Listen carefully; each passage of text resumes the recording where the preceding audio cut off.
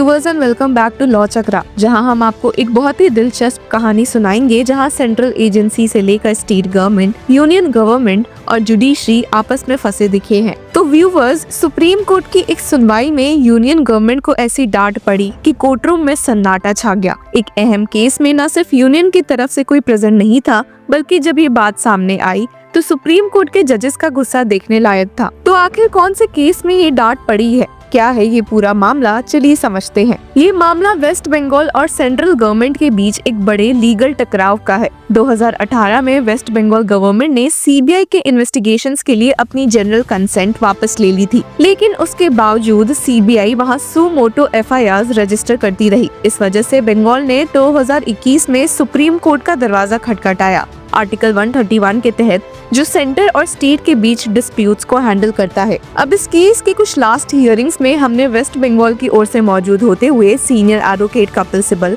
और एसजी तुषार मेहता के बीच काफी झगड़े देखे थे, और ये झगड़े इतने हाई लेवल पर थे कि एक हियरिंग के दौरान एसजी मेहता को कहना भी पड़ गया था कि सीबीआई यूनियन के अंडर नहीं आता है। परेशानी यहाँ ये थी कि सेंटर की ओर से मौजूद होकर एसजी तुषार मेहता काफी गुस्से में थे कि भला वेस्ट बंगाल स्टेट गवर्नमेंट ने यूनियन के खिलाफ सुप्रीम कोर्ट में केस कैसे फाइल किया। तो आपको बता दें कि वेस्ट बंगाल ने सुप्रीम कोर्ट में पिटीशन फाइल करते हुए इस बात पर जोर दिया है कि क्योंकि सीबीआई सेंट्रल एजेंसी के अंडर आती है तो केस सेंटर के खिलाफ ही होगा, जिस पर एसजी मेहता ने कहा था कि ये प्ली बिल्कुल भी मेंटेनेबल नहीं है क्योंकि सीबीआई यूनियन के अंडर आता ही नहीं है। He had stated, dispute should be between union and state. What is CBI? The argument is that it was established by the union government just like other departments. Your lordships need a clear legal framework to understand what the CBI is. और जब इस case की latest hearing हुई और जब matter supreme court के justices B R Gavai और एजी मशी के सामने आया तो यूनियन गवर्नमेंट की तरफ से कोई भी हाजिर नहीं था,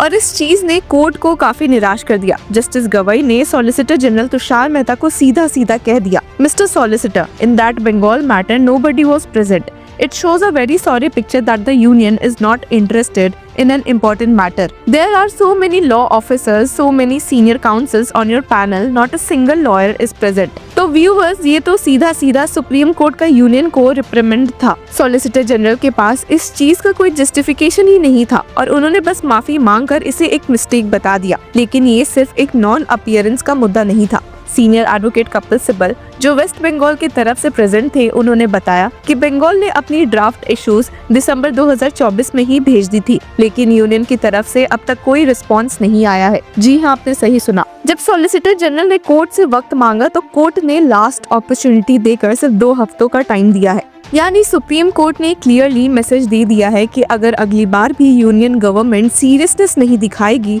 तो इस मामले में उनके लिए मुश्किलें बढ़ सकती है। ऐसे हमने लास्ट हियरिंग्स में एसजी मेहता को काफी इंटेंस आर्गुमेंट्स करते हुए देखा था कि जब वेस्ट बंगाल स्टेट गवर्नमेंट ने सही पार्टी को एड्रेस ही नहीं किया है तो ये केस तो सीधे सीधे डिसमिस हो जाना चाहिए। He had stated, if you don't include a party against whom you are seeking relief, the case can be dismissed. Now let's take a look at the suppression issue. This is extremely serious. इसके बाद उन्होंने बारी बारी से उस point को highlight किया था जो कि वेस्ट बंगाल गवर्नमेंट ने छुपाने की कोशिश की थी और जैसा कि सेंटर्स का दावा था। एसजी मेहता ने यहाँ आर्टिकल 131 पढ़ना शुरू किया था और स्टेट किया था कि the cause of action isn't triggered by just one specific case. It arises because the CBI, even after cases are withdrawn, has been unconstitutionally registering new cases. How could you suppress such a critical fact? SG ने अपनी बात आगे रखते हुए कहा भी था कि इस केस में वेस्ट बंगाल गवर्नमेंट ने जानबूझकर बातें छुपाने की कोशिश की है, and that there were no facts presented, only a sample list of 5 FIRs. It didn't indicate that the majority were by order of the High Court. The most significant point is that West Bengal has filed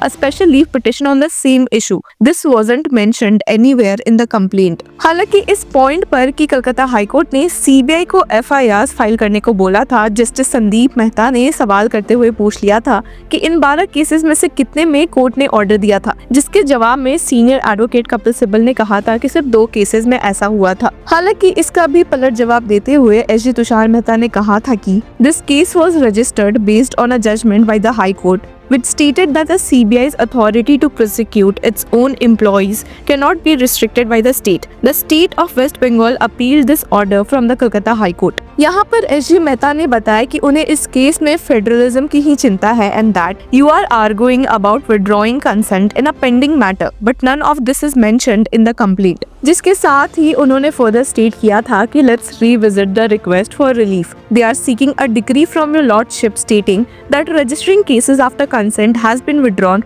is unconstitutional. In the interim prayer, they have cleverly included this FIR, excluding those filed under the order of a competent court. हालांकि यहाँ पर senior advocate Kapil Sibal ने पलटवार करते हुए कहा था कि allow me to outline my general responses verbally. What is the CBI? It's an investigative agency, not a statutory authority. It acts as the investigative arm of the government, unlike LIC and other entities established by statute. Similarly, the police are not a statutory authority. They operate under statutory regulations. यहाँ पर supreme court bench का ध्यान senior advocate Kapil Sibal ने article 136 की ओर shift भी किया था, जो कि स्पेशली पिटिशन से जुड़ा हुआ है, और इसके बारे में he had stated that my contention is that jurisdiction under Article 136 is based on the facts and involves discretionary authority. If you read the complaint and find a cause of action, you must move forward. यहाँ पर supreme court bench को समझाते हुए senior advocate Sibal ने कहा था कि पूरा केस ही जुरिस्डिक्शन का है and stated, in November 2018 we withdrew our consent. The declaration is that they cannot conduct investigations.